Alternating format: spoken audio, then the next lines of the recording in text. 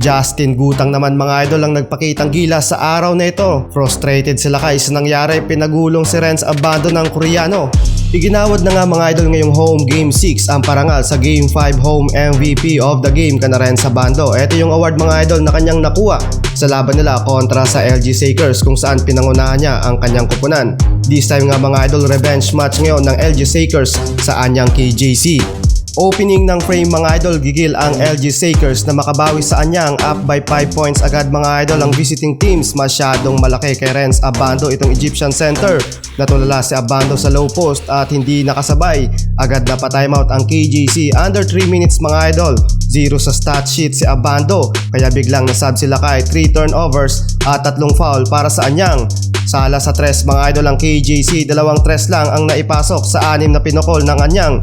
And the first quarter, double digit na mga idol ang lamang sa KJC. Up by 12 points mga idol ang visiting teams, 22-34. Second quarter tayo mga idol na nakawan ng bola si Abando. Pinahiya pa ng Koreano at nilampaso sa court. Maalat mga idol si Abando sa scoring. Lumobo pa ang kalamangan ng LG by almost 20 points. Eto na siguro mga idol ang gante ng ape kana Renz Abando. Ang anyang din kasi mga idol ang dahilan sa pagkaputol ng 5 winning streak ng LG Sakers. Sayang itong play at magiging unang puntos din sana ni Justin Gutang.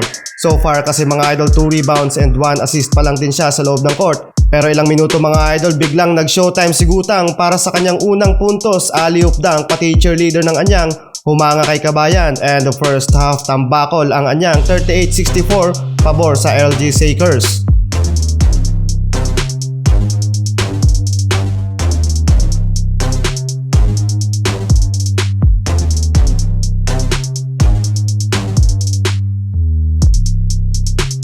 Third quarter tayo mga idol, frustrated na sa bench si Renz Abando. Laking puntos pa mga idol ang hahabulin ng anyang. Nakapag small run pa mga idol ang KJC para may baba sa 20 points ang kalamangan ng visiting teams.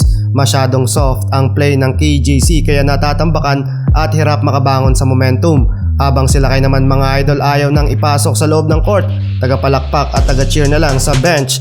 Kita sa mukha ni Renz Abando ang pagkadismaya. Kulang na lang sabihin ni Abando kay coach na ipasok muna ako sa game. End of third quarter, pabor pa rin mga idol sa LG Sakers, 61-83.